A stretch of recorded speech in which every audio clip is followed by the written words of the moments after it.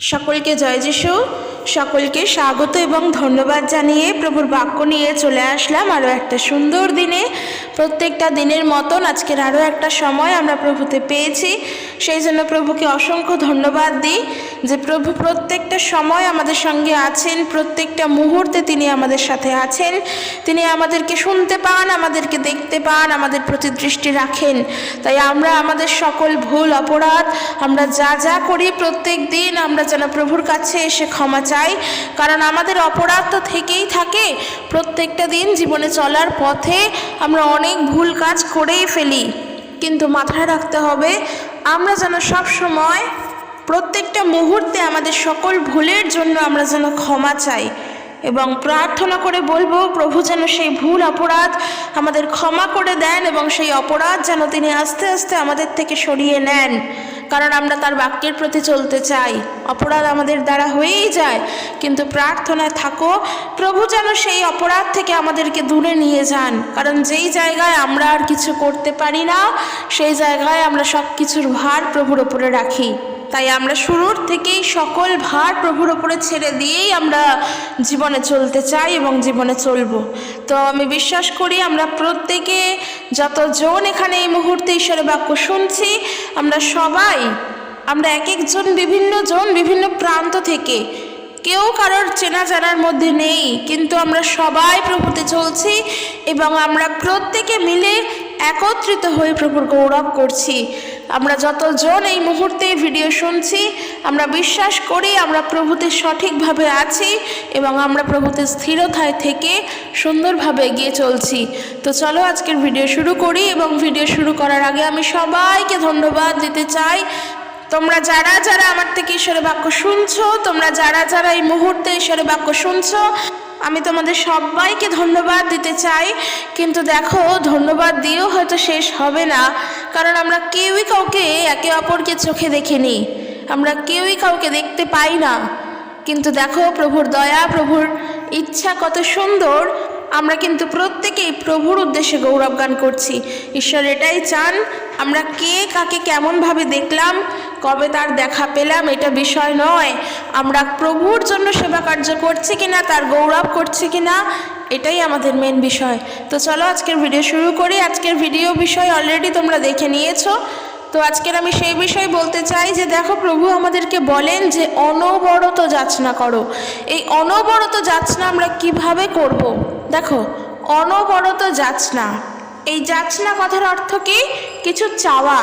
মানুষের জীবনে বেঁচে থাকার জন্য মানুষের প্রচুর কিছু চাওয়া পাওয়া থাকে, প্রচুর কিছু তার চাওয়া থাকে।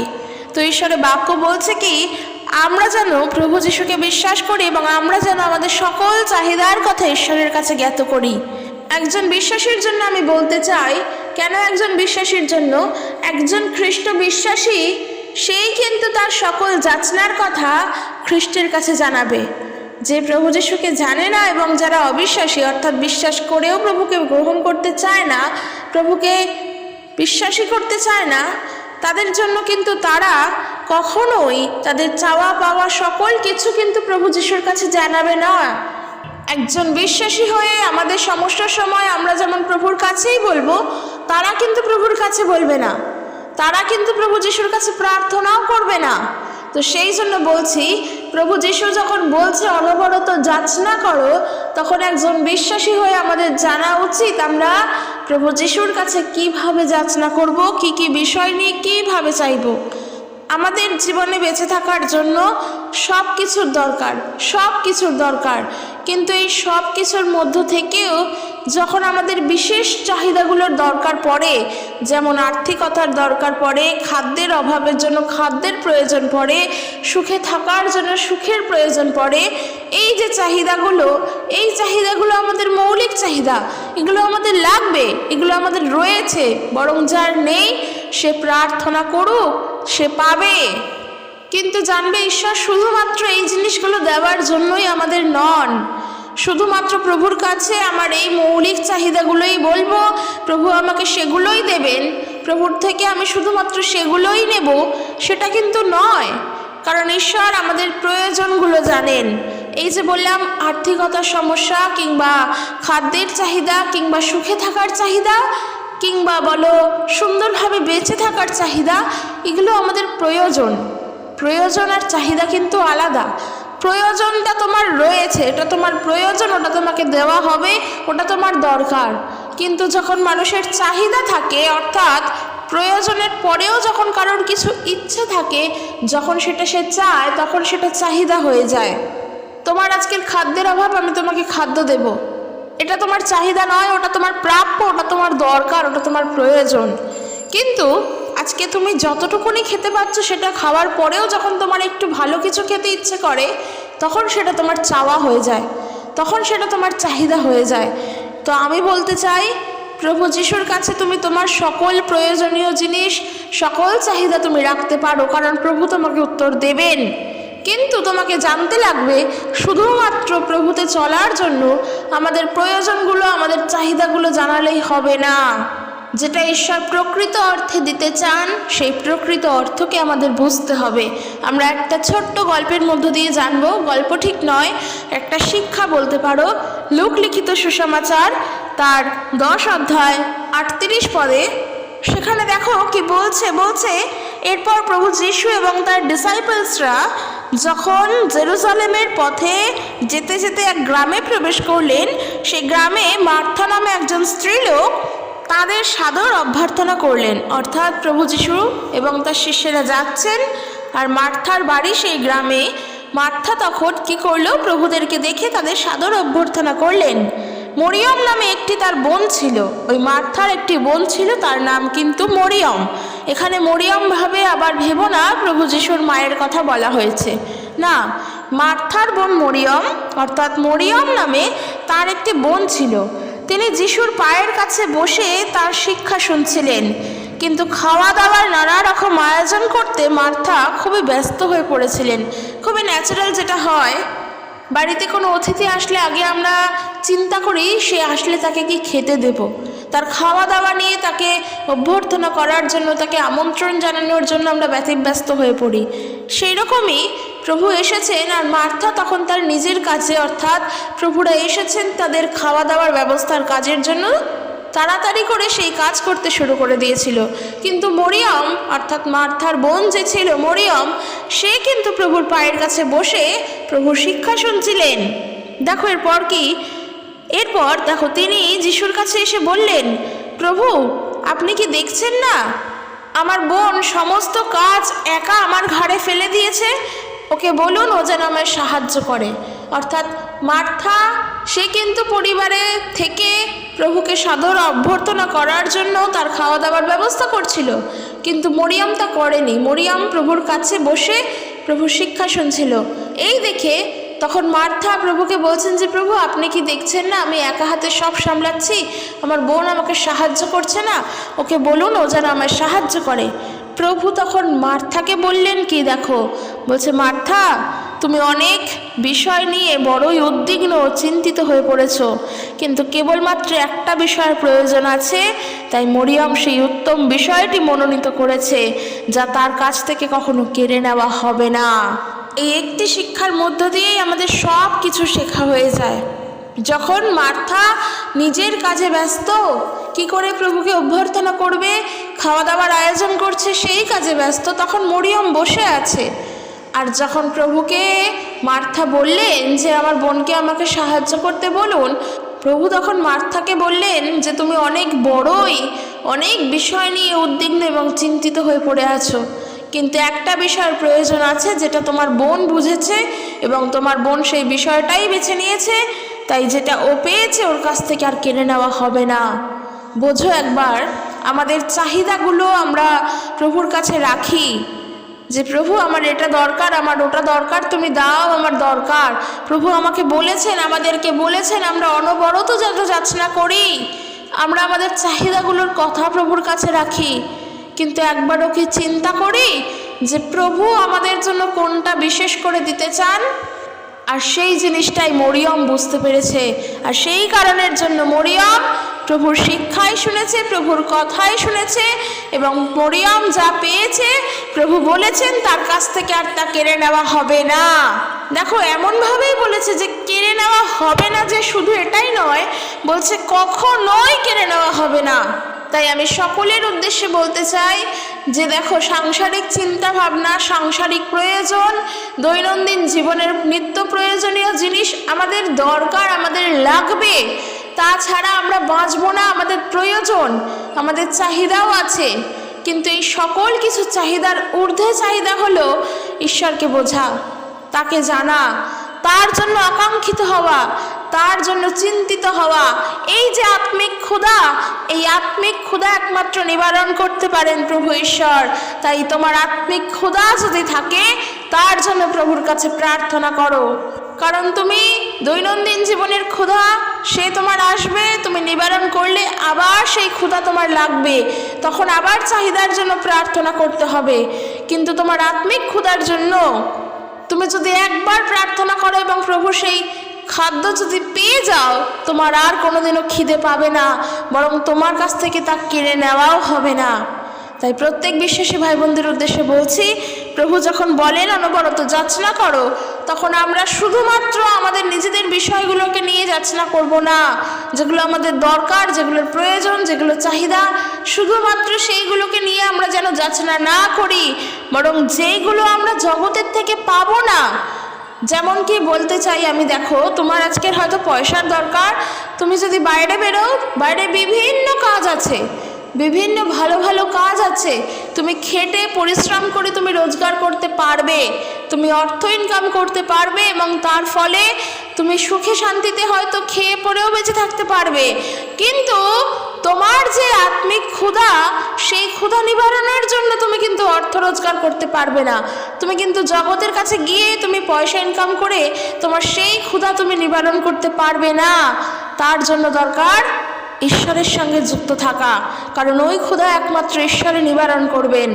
আর আমি এটাই বলতে চাই, চাহিদা যেন, আমাদের চাহিদাগুলো যেন শুধুমাত্র ওই দৈনন্দিন জীবনের মধ্যে সীমাবদ্ধ না থাকে। আমাদের চাহিদাগুলো যেন শুধুমাত্র নিত্য প্রয়োজনীয় জিনিসের মধ্যেই সীমাবদ্ধ না থাকে। কারণ আমরা যখন বলি আমরা প্রভু যিশু সেবা কার্য করছি, তখন আমাদের জানতে হবে যে আমাদের যা যা দরকার সেগুলো সেকেন্ডারি।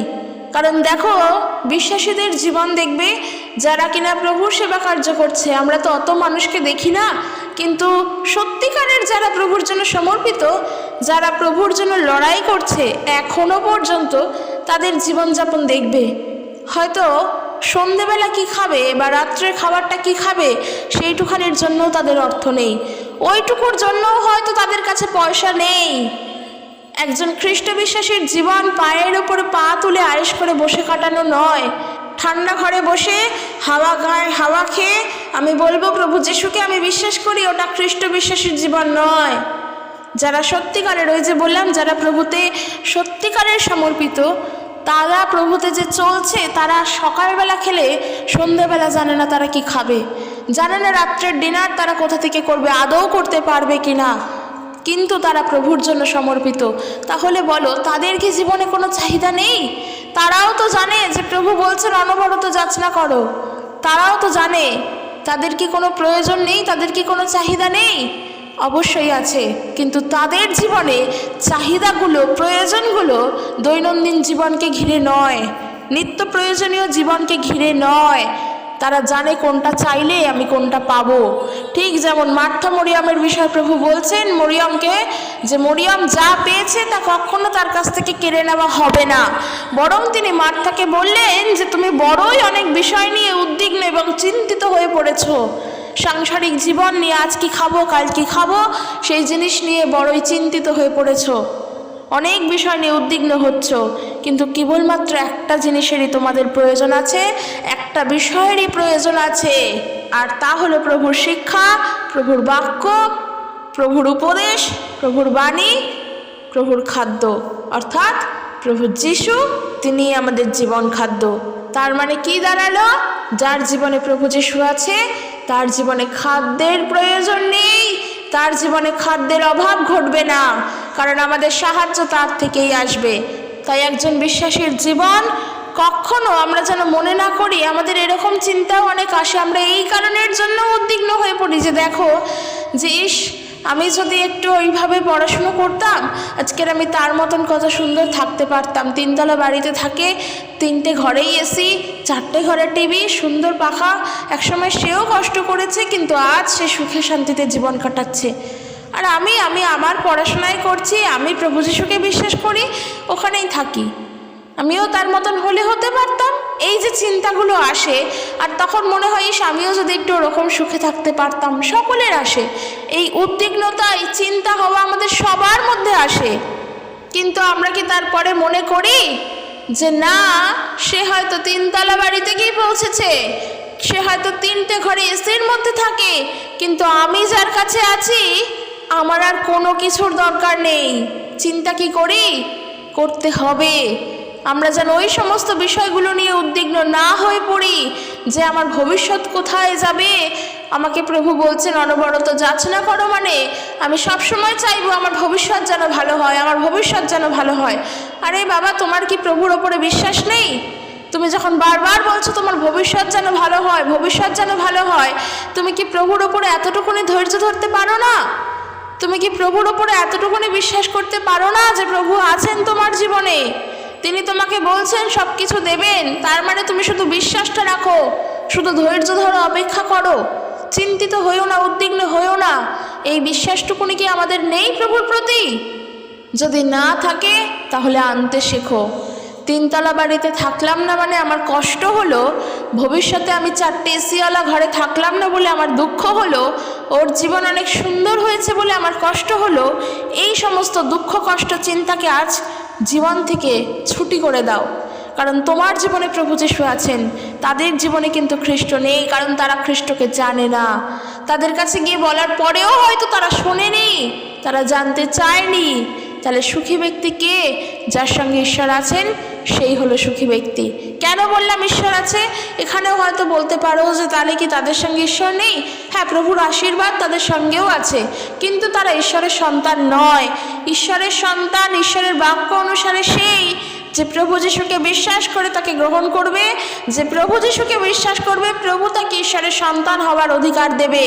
অর্থাৎ আমরা খ্রিস্ট বিশ্বাসী বলে আমরা ঈশ্বরের সন্তান।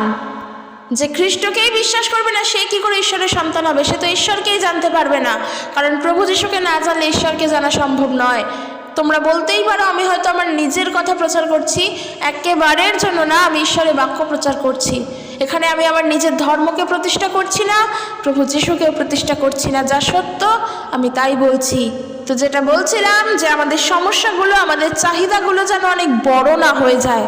অর্থাৎ আমরা যেন ছোট ছোট বিষয়ে, অল্প অল্প বিষয়ে সন্তুষ্ট থাকতে পারি। দেখো সাধু পৌলের জীবন, সেও তো জানতেন যে প্রভু বলেছেন অনবরত যাচনা করো। সাধু পৌলও তো জানতেন যে আমাদেরকে প্রভু সব সময় চাইতে বলেছেন, আমাদের প্রয়োজনগুলোকে সব সময় তিনি বলতে বলেছেন। কিন্তু পৌলের জীবন কেন অতটা কষ্টের মধ্য দিয়ে কাটিয়েছে সে প্রভু যিশুকে জানার পর? যতদিন প্রভুকে সে জানেনি সে মানুষকে অত্যাচার করেছে, কিন্তু যখন প্রভু যিশুকে সে জেনে গিয়েছে, যখন প্রভুতে সে সম্পূর্ণ পরিবর্তন হয়ে গিয়েছে, তারপর তো সে নিজেই অত্যাচারিত হয়েছে, বিভিন্নভাবে অত্যাচারিত হয়েছে, কারাগারে পর্যন্ত গিয়েছে।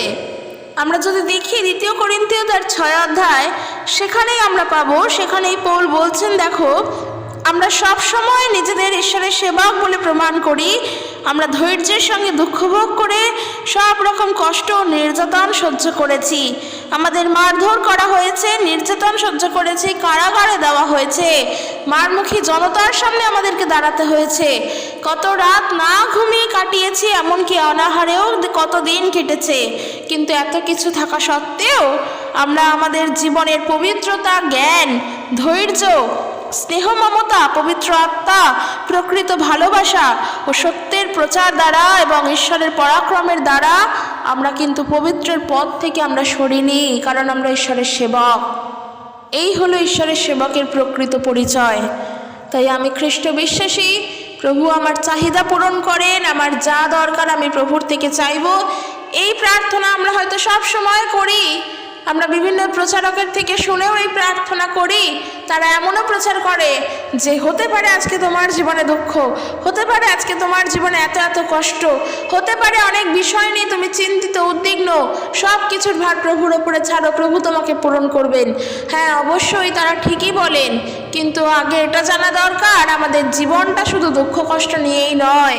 যদি আমি খ্রিস্ট বিশ্বাসী বলে নিজেকে পরিচয় দিই যে আমি খ্রিস্ট বিশ্বাসী, আমি প্রভু যীশু খ্রিস্টের দাস, আমি তার গান করি, তার আরাধনা করি, তবে আমার জেনে রাখা উচিত যে প্রভু যেটা আগে চান আমি সেটা করব।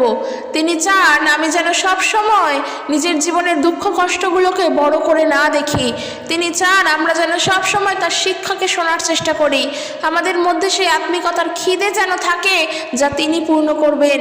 তিনি চান যেন আমরা সব সময় যেইটুখানি আছে ওইটুকুনি নিয়েই যেন সন্তুষ্ট থাকি।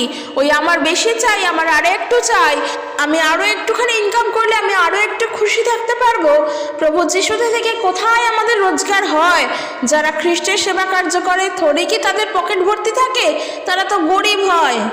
এরকম কথাও মানুষ বলে, মিশনের কাজ করে কি হবে, পয়সাই নেই, এমন কথাও বলে। আবার এমনও বলে যা অর্থ আসে তাতে সংসারও চলে না। যিশুর কাজ ছাড়ো, অনেক ভালো ভালো অনেক পয়সাওয়ালা মাসে 30,000 40,000 টাকার মাইনের চাকরি আছে, সেখানে চলো। আর তখন আমাদের হয় কি, আমরা ভুলে যাই যে আমরা খ্রিস্টের সেবক। তখন আর মনে থাকে না, তখন মনে হয় কি প্রভু তো বলেইছেন অনবরত যাচনা করো, প্রভুর কাছে চাইবো অর্থ চলে আসবে, এইগুলো চলে আসে মাথার মধ্যে। কিন্তু মনে থাকে না যে সত্যিই প্রভু আমাকে এটাও বলেন যেন যেটুখানি প্রভু দিয়েছেন সেটা নিয়ে যেন সন্তুষ্ট থাকি। সাধু পৌলি কথা বলছেন, প্রভু চান না যেন নিজের সমস্ত সমস্যাগুলোকে বড় করে দেখি। প্রভু চান না নিজের আর্থিক সমস্যা যেন বড় করে বৃহৎ করে লক্ষ্য করি এবং নিজের অর্থ পরিপূর্ণ করার জন্য অন্যান্য কাজে লিপ্ত হয়ে যাই। ঈশ্বর এটা চান না। দেখো, আমাদেরকে চাইতে হবে, অনবরত যাচনা করতে হবে। তার বিশেষ বিশেষ বিষয়গুলো আমি বলি। প্রথম বিষয়, অনবরত যদি যাচনা করতেই হয় তাহলে আমরা যেন প্রভুর পবিত্রতায় চলতে পারি, এই বিষয়ে যাচনা করো। যেন আমরা তার পবিত্র আত্মার সাহায্যে পবিত্রভাবে চলতে পারি, যেন পবিত্রতায় চলতে পারি। আগে এই বিষয়ে যাচনা করো, কারণ তুমি পবিত্রতায় চলবে। আর যারা 3 তলা বাড়িতে থাকে প্রভু যিশুকে জানে না, তারা কিন্তু পবিত্রতার বিষয়টাও জানে না। ঈশ্বরের জন্য কোনটা বেশি শ্রেয়, পবিত্রভাবে চলা নাকি সুখে জীবন কাটানো? অবশ্যই পবিত্রভাবে চলা। তাই প্রার্থনা করো যেন পবিত্রভাবে চলতে পারো। আমার কত গয়না আছে, আমার কত টাকা আছে, আমার কত জোড়া সোনার দুল আছে, কত জোড়া আংটি আছে, কত জোড়া নাকছাবি আছে, এইগুলোর জন্য প্রার্থনা করো না। এমনকি এইগুলোর জন্য চিন্তিতও হইও না যে আমার পরিবারের থেকে আমি কিছুই পেলাম না, কিংবা আমার স্বামীকে, আমার সন্তানকে, আমার পুত্র যেই বলো না কেন আমাকে কিছু দিতে পারলো না। একটা সোনার হার পর্যন্ত, কি একটা সোনার ছোট্ট একটা নাকছাবি পর্যন্ত আমাকে দেয়নি। এইগুলোর জন্য চিন্তিত হইও না একজন খ্রিস্ট বিশ্বাসী হয়ে। এগুলোর জন্য কেঁদো না, কারণ এগুলো জগতের জিনিস। ঈশ্বরের পবিত্রতার জন্য কাঁদো, আত্মিকতার জন্য কাঁদো, সেই কারণের জন্য আকাঙ্ক্ষিত হও। সোনার কানের জন্য, সোনার দুলের জন্য আকাঙ্ক্ষিত হইও না। এগুলো ম্যান্ডেটারি বিষয় নয়। 2 নম্বর বিষয়, ঈশ্বরের বাক্য বলেই দেয় যাকবের পত্রে, যাকব 1:5 যদি কারোর জ্ঞানের অভাব হয় তবে সে প্রার্থনা করুক, অনবরত যাচনা করো। প্রভুর জ্ঞানে বৃদ্ধি পাওয়ার জন্য অনবরত যাচনা করো, সব সময় প্রভুর থেকে চাও। কারণ আমরা খ্রিস্ট বিশ্বাসী, আমরা জগৎকে দেব, জগতের থেকে আমরা কিছু নেব না। জগতের দেওয়ার মতন কোনো জিনিসই নেই যা জগৎ আমাদেরকে দেবে। জগতের কাছে কিচ্ছু নেই, কারণ খ্রিস্ট এই জগৎকে জয় করেছেন। একজন বিশ্বাসী এই জগৎকে দেবে, মাথায় রাখবে। তুমি একজন বিশ্বাসী, তুমি ঈশ্বরের সেবক, তাই তোমাকে নিয়ে মানুষ যেন হাসি ঠাট্টা করতে না পারে, তোমাকে নিয়ে যেন তারা খিল্লি করতে না পারে, কারণ তুমি বিশ্বাসী। তাদেরকে প্রভুর শিক্ষা তুমি দেবে, তারা তোমাকে কোনো শিক্ষা দেবে না। তাই যদি কারোর জ্ঞানের অভাব হয়, প্রজ্ঞার অভাব হয়, অবশ্যই অভাব আছে আমাদের, কারণ এটা ঈশ্বরের জিনিস। জ্ঞান প্রজ্ঞা ঐশ্বরিক বিষয়, ঐশ্বরিক বিষয়ের জন্য চাওয়ার জন্য ওই ঈশ্বরের কাছেই প্রার্থনা করতে হবে। তাই বাক্য যেমন বলে, যদি কারোর জ্ঞানের অভাব হয় তবে সে প্রার্থনা করুক, কারণ প্রভু তা অকাতরে দান করেন। আজ কত সুখে আছি, কত অর্থ নিয়ে আছি, তা আমাদের দেখে লাভ নেই। কতটা আর্থিকভাবে আমরা উন্নত, কতটা আর্থিকতার দিক থেকে সচ্ছল, সেই সমস্ত বিষয় দেখতে যেও না। কারণ প্রভুতে যদি তোমার লক্ষ্য স্থির থাকে, আমি বিশ্বাস করি অর্থ প্রভুই তোমার যোগান দিয়ে দেবেন। তার জন্য আলাদা করে চাইতে হবে না, তার জন্য আলাদা করে বলতে হবে না যে প্রভু আমাকে তুমি দাও, তুমি আমাকে দাও। যদি তুমি বিশ্বাস করো প্রভুই তোমার জীবনে কাজ করবেন, তাহলে এটাও জেনে রাখো প্রভু অলরেডি কাজ করে ফেলেছেন, তুমি জানো না। কিন্তু যখন তোমার হাতে আসবে, তখন শেষ হাসিটা আমাদের ঈশ্বরই হাসাবেন। তাই আমাদের প্রয়োজন, আমাদের কর্তব্য, সমস্ত কিছুকে ছেড়ে দিয়ে বলবো না, সমস্ত কিছুকে বাদ দিয়ে বলবো না, সকল কিছু থাকা সত্ত্বেও সেগুলোকে আমাদের থেকে দূরে রেখে প্রভুতে স্থিরতায় চলা। কারণ অর্থও দরকার, সোনা গয়নাও প্রয়োজন, সুখে থাকাও দরকার, বেঁচে থাকতেও হবে, খেতেও হবে, সবই করতে হবে। কিন্তু জীবনের জন্য প্রধান বিষয় হবে ঈশ্বর। প্রথম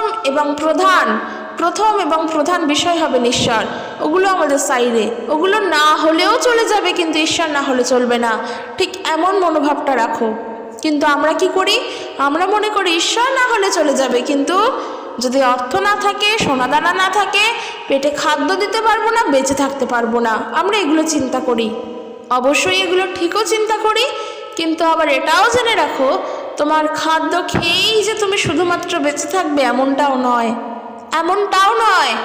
ঐশ্বরিক জ্ঞানের বিষয় তোমার জানা দরকার। ঈশ্বরকে জানতে হবে, প্রভুকে জানতে হবে। তবে একটা জিনিসও আমি বিশ্বাস করি, আজকের যেই মানুষের পেটে খাবার নেই, দিনের পর দিন হয়তো তারা রাস্তায় কাটায়, তার কাছে গিয়ে যিশুর নাম প্রচার করলে সে কখনো যিশুর নাম শুনবেই না, কারণ সে খেতেই পায় না, সে যিশুর নাম কি শুনবে? তখন আমাদের কি করতে হবে? তাকে খাবারও দিতে হবে, তাকে সাহায্যও করতে হবে এবং প্রভুর কথাও বলতে হবে। কারণ ওই দুটোই তার প্রয়োজন। তার আর্থিকতার যেমন দরকার, তার দৈনন্দিন খাদ্যের যেমন দরকার, ঠিক একইভাবে তার আত্মিক খাদ্যেরও প্রয়োজন। তাকে উভয় কাজই করতে হবে, তাকে দুটো রকমভাবেই সাহায্য করতে হবে।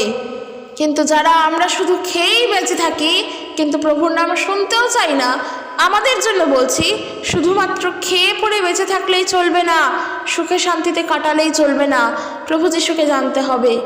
3 নম্বর বিষয় যেটা বলবো, অনবরত যাচনার বিষয়, যেটা আমরা চাইবো সবসময়, তা হলো প্রভুর প্রতি যেন বিশ্বস্ততায় কাটাতে পারি। কোনো প্রলোভনের দিকে চোখ গিয়ে যেন সেই প্রলোভনের মধ্যে পড়ে গিয়ে যেন বিশ্বাসের পথ থেকে হারিয়ে না যায়।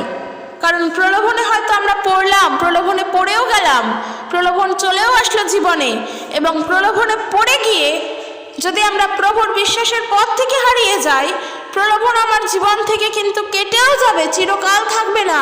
কিন্তু ওই যে বিশ্বাসের পথ থেকে হারিয়ে গিয়েছি, আমি আবার পুনরায় বিশ্বাসের পথে ফিরতে পারবো না। তখন বিশ্বাস করতে অনেক বাধা পেতে হবে, তখন বিশ্বাস করতে, প্রভুকে বিশ্বাস করতে পুনর্বার অনেক বেগ পেতে হবে। যেভাবে শুরুতে বিশ্বাস করেছিলাম সেভাবে করতে পারবো না, প্রথম কথা। এবং দ্বিতীয় কথা, দিয়াবল কিছুতেই চাইবে না যেন প্রলোভন থেকে বেরিয়ে এসে প্রভুকে আবার বিশ্বাস করি, চাইবেই না। কারণ প্রলোভন ঈশ্বর থেকে আসে না, আর দিয়াবল সবসময় চায় আমরা যেন প্রভুর পথ থেকে হারিয়ে যাই। তাই যেমনই মুহূর্ত হোক, যেমনই পরিস্থিতি হোক, যাই হোক না কেন, বিশ্বাসের পথ থেকে যেন হারিয়ে না যাই। জীবনের শেষ দিন পর্যন্ত, মৃত্যুর আগের দিন পর্যন্ত, কি বলবো, মৃত্যুর শেষ নিঃশ্বাস নেওয়া পর্যন্ত যেন আমরা প্রভুতে বিশ্বস্ত থাকতে পারি, যেন বিশ্বাসের পথ থেকে হারিয়ে না যাই। খুবই ইম্পর্টেন্ট বিষয় এটা বললাম। আমরা বিভিন্ন জিনিস নিয়ে চিন্তা করি, আমরা বিভিন্ন কাজের মধ্যে ব্যস্ত থাকি, এই বিষয়গুলো আমাদের মাথায় থাকে না। যখন শুনি তখন মনে থাকে, কিন্তু যখন নিজের অফিস কাচারির কাজে ব্যস্ত হয়ে পড়ি, যখন আমরা বাড়ির থেকে বেরিয়ে যাই, নিজের কাজের জন্য বেরোবার জন্য রেডি থাকি, তখন আর এই বিষয়গুলো মনে থাকে না। তখন আমরা নিজেদের মতন করেই চলি, আর আমরা এইগুলোই ভুল করি। নিজেদের মতন করে নয়, প্রভুর ওপরে যখন তুমি ভার রেখে ঘর থেকে বেরোলে, যখন তোমার সেই পরিস্থিতিগুলো আসছে, তখন তোমার স্মরণ করা উচিত যে আমি প্রভুর কাছে কিন্তু বলেছি যে প্রভু আমি তোমার ইচ্ছায় চলবো। তখনই যেন টপ করে সমস্যা দেখে কিংবা পরিস্থিতি দেখে যেন নিজের বুদ্ধিকে কাজে না লাগাই। কারণ নিজের জ্ঞানের দ্বারা আমরা যেন জ্ঞানবান না হই, ঈশ্বর এটা চান না। প্রভু চান যেন তার জ্ঞানের দ্বারা আমরা বৃদ্ধিপ্রাপ্ত হই। তাই অনবরত যখন যাচনা করছো তখন প্রার্থনা করো যেন বিশ্বস্তভাবে চলতে পারি, প্রভুর বিশ্বাসের পথেই যেন থাকতে পারি। এর পরের বিষয় ধার্মিকতায় যেন থাকতে পারি। আর এই ধার্মিকতা মানে প্রভু যিশুকে বিশ্বাস করা। আমরা রোমিও তার 5 অধ্যায় 1 পদ যদি পড়ি, সেখানে বলছে, দেখো বিশ্বাসের জন্য আমরা ঈশ্বরের সামনে ধার্মিক প্রতিপন্ন হয়েছি বলে প্রভু যীশু খ্রিস্টের মধ্য দিয়ে ঈশ্বরের সঙ্গে আমাদের শান্তি হয়েছে। খ্রিস্টের জন্যই আমরা আমাদের বিশ্বাসের দ্বারা ঈশ্বরের অনুগ্রহে প্রবেশ করেছি এবং দাঁড়িয়ে আছি। ঈশ্বরের অনুগ্রহ থেকে যেন হারিয়ে না যায়, ঈশ্বরের অনুগ্রহ থেকে যেন বঞ্চিত না হয়ে যায়, এগুলো প্রার্থনার বিষয়, এগুলো অনবরত যাচনার বিষয়।